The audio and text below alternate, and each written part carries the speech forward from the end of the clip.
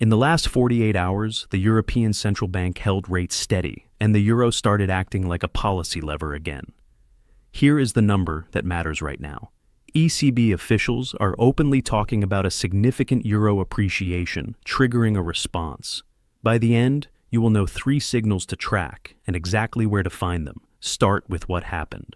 On February 5th, the ECB kept all 3 key rates unchanged. No surprise hike, no cut. But the tone shifted toward one risk, the euro itself. One official line is the receipt. The ECB's press release says it will keep the 3 key ECB interest rates unchanged. That sounds boring. It is not when the currency is moving. A second receipt showed up a day later. Martins Kazaks, an ECB policymaker, said a significant euro appreciation could trigger a response.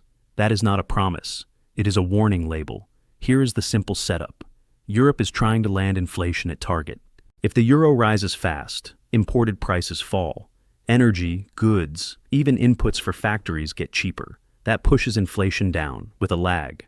So, a stronger euro can do some of the tightening for the ECB. In plain terms, a rising euro can cool prices without a rate hike. Now, the market reaction. Rates did not explode. Front-end euro rate pricing stayed contained after the hold.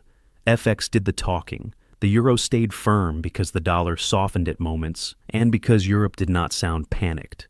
Equities were mixed because a strong euro can help inflation but can hurt exporters. That is the first mismatch. The ECB did nothing, but the currency can force something. To make this real, keep one anchor example in your head. Meet Sophia.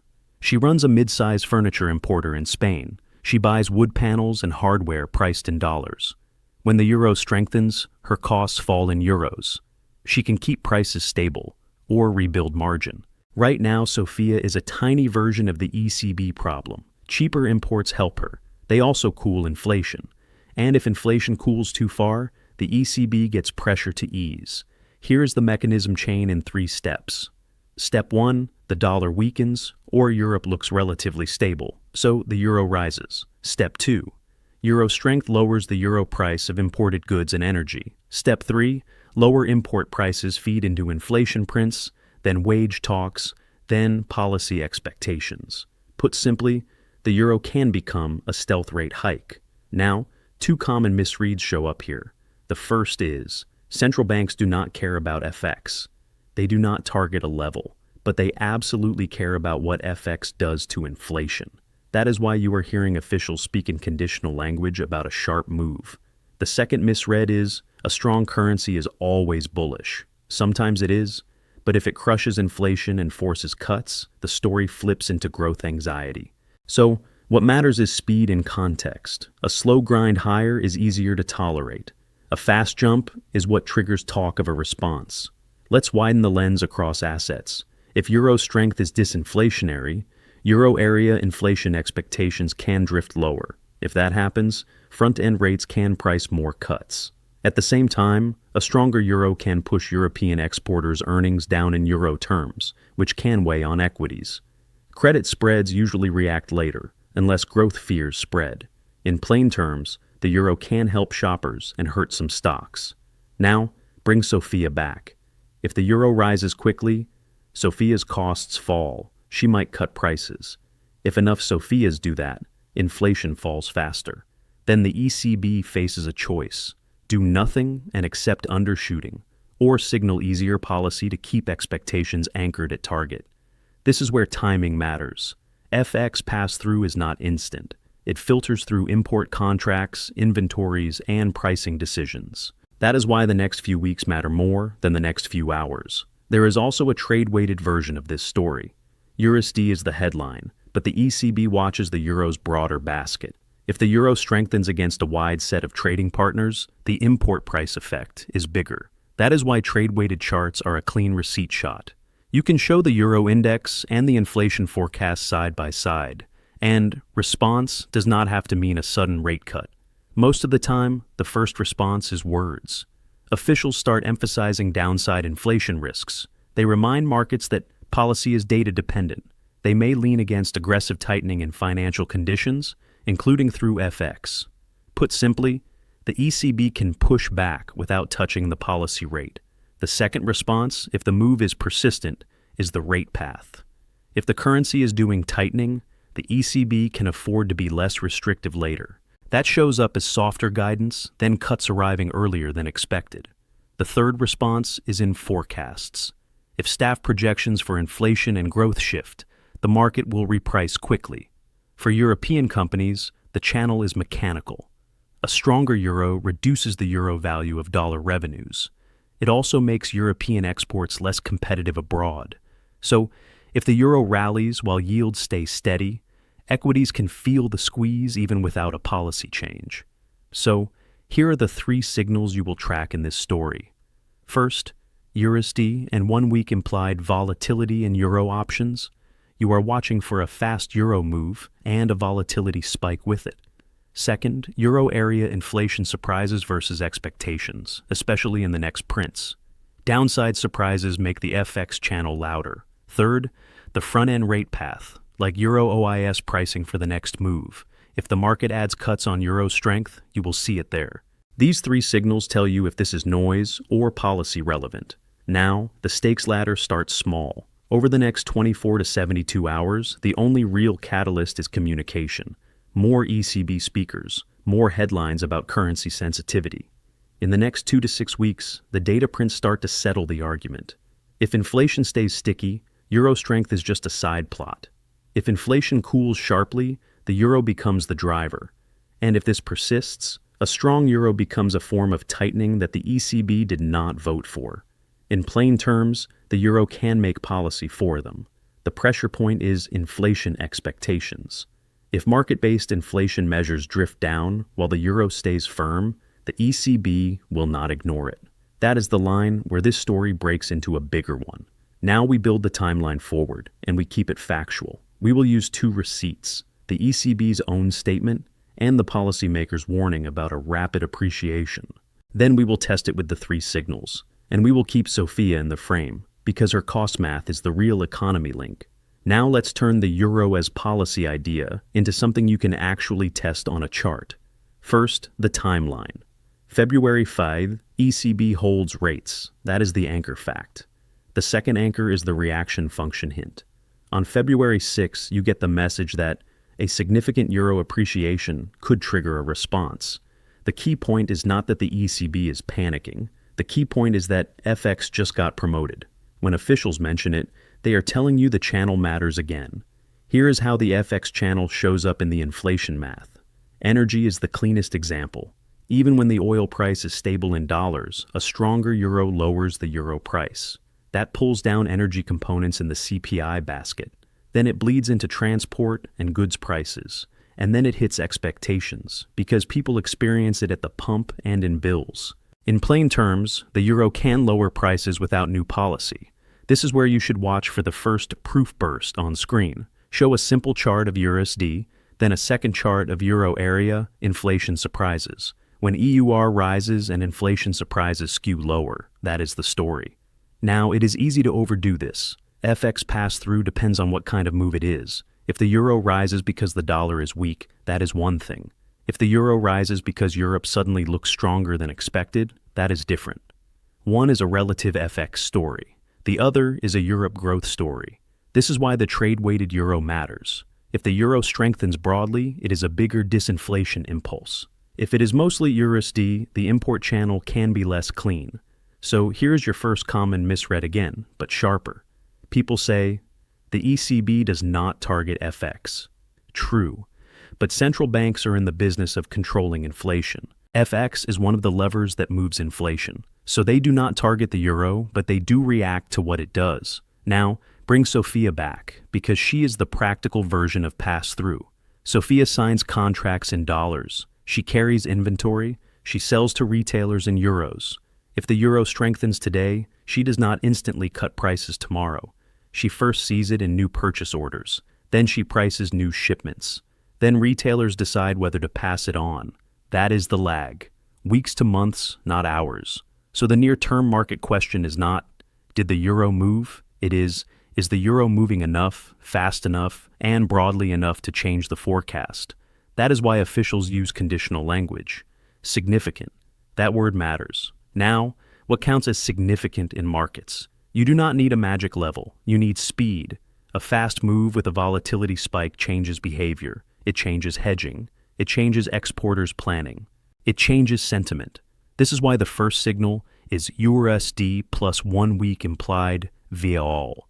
If spot rises slowly and vol stays calm, the ECB can ignore it. If spot jumps and vol rises, the ECB starts getting questions. The second signal is inflation expectations and inflation surprises. You can use market-based inflation measures, and you can use the actual CPI prints. If inflation expectations drift down while the euro rallies, that is the pressure point. The third signal is euro OIS pricing. This is where the market tells you what it believes about the ECB path. If the market starts pricing more cuts, or earlier cuts, on a euro rally, it is saying the FX channel is doing tightening. In plain terms, the market starts acting like the euro raised rates. Now let's talk about spillovers, because that is where this video becomes bigger than FX. Start with Europe's exporters. A stronger euro makes their products more expensive abroad. Even if volumes hold up, euro revenue translation can fall. That can weigh on European equities, especially the global cyclicals. Then look at US markets. If a weaker dollar is part of the move, US import prices can rise in dollars, even while Europe sees the opposite. That can create an inflation divergence. And that is where global rate differentials start moving FX again. Then look at credit. Credit is usually late, but it tells you whether this is becoming growth fear. If spreads stay calm, the FX move is likely not a recession signal. If spreads widen alongside euro strength and equities sliding, the story shifts. Now, there is a second mismatch hidden inside the euro strength story. Sometimes a stronger currency tightens conditions enough to slow growth. If growth slows, the ECB cuts, so the euro can strengthen first, then weaken later, once the cut path is priced. This is why you can get whipsaws. A currency can be the cause and the effect. In plain terms, the euro can tighten, then reverse when policy shifts. So the right way to frame the next 2 to 6 weeks is simple. Watch the euro, watch inflation, watch the rate path, and interpret them together, not alone. Now, let's lock the catalyst window. Over the next 72 hours, the catalysts are speeches and positioning. If more ECB officials echo the same conditional FX sensitivity, the market takes it more seriously. If they push back and say, FX is not a concern, the market fades it. Over the next week, you have data risk. The euro area, inflation prints, wage indicators, and survey signals. If the data is soft, the FX channel becomes the story. If the data is firm, the FX channel fades. Now, if this persists for weeks, the breakpoint is inflation expectations. If expectations slide below target, the ECB cannot sit still forever. Even if it does not cut immediately, it starts guiding the market toward a softer stance. Bring Sophia in one more time, because this is the real economy translation. A strong euro lowers her costs. If she cuts prices, customers feel relief. But the ECB sees a faster drop in inflation. So the euro can be good news for households, while it becomes a headache for policymakers. Now, we are ready for the final part. We will turn these signals into a clean checklist, and we will end with what to watch next week. Here is the clean checklist you can use without guessing levels. Signal 1 is the euro move, plus the cost of protection. Watch EURUSD and 1 week implied volatility. If EURUSD rises and vol stays flat, it is a slow drift. If EURUSD rises and vol jumps, it is stress, hedging, and urgency. That is when officials get more vocal. Signal 2 is inflation reality, not vibes. Watch the next euro area inflation print relative to expectations. Also watch market-based inflation expectations if you track them. If inflation surprises lower while the euro strengthens, the FX channel is working. If inflation stays sticky, euro strength is less important. Signal 3 is the policy path the market is pricing. Watch euro OIS or the front-end rate futures curve. If the market pulls forward cuts or prices more easing while the euro stays firm, you have confirmation. The euro is tightening financial conditions, even without a rate change. In plain terms, those 3 signals tell you if the euro is just moving or if it is changing policy. Now tie it back to the receipts, because this is a news channel, not a vibes channel. Receipt 1 is the ECB decision to hold rates on February 5. The point is not the hold, the point is the context. The ECB is holding while the currency is strong. That changes the balance of risks. Receipt 2 is the explicit warning from a policymaker about a significant euro appreciation triggering a response. It is conditional, but it is the reaction function in plain sight. Now, what does response realistically look like? First, words. More emphasis on downside inflation risks. More reminders about data dependence. Second, a softer rate path. Not necessarily a cut tomorrow, but a shift in how long restrictive policy stays. Third, revised forecasts if the data and currency move together. If you want one pressure point, it is inflation expectations drifting down. That is the place where the ECB has to react if it wants credibility at target. Now, the stakes ladder in the practical way. Over the next 24 to 72 hours, the market is listening for tone. Do more officials repeat the same message? Does the ECB let the euro rally with no pushback? Or do they try to cool it verbally? Over the next 2 to 6 weeks, you are watching the data and the curve.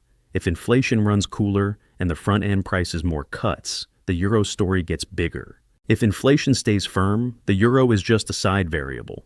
And if this persists for months, the euro becomes a policy substitute. It can tighten conditions, reduce inflation, and force a more dovish stance later. That can change the path for European yields, European equities, and global FX carry trades. Bring Sophia back for the last time, because she anchors the why it matters. If the euro strengthens, Sophia's dollar-priced inputs get cheaper. That can lower shelf prices over time. Households feel relief, but the ECB sees a faster drop in inflation. So the same move that helps consumers can also pull forward the next easing debate. That is the paradox. A strong currency can be good news and a policy problem. So, what do you watch next specifically? You watch the euro's speed and volatility. You watch inflation surprises. You watch the front-end pricing for cuts. And you judge them together, not in isolation. If all three line up, the euro is not just a chart. It is the mechanism. If they do not line up, this is a headline that fades. That's the risk, and that's the recap. If you want the clean signal check, look at those 3 markers this week. I'll see you in the next one.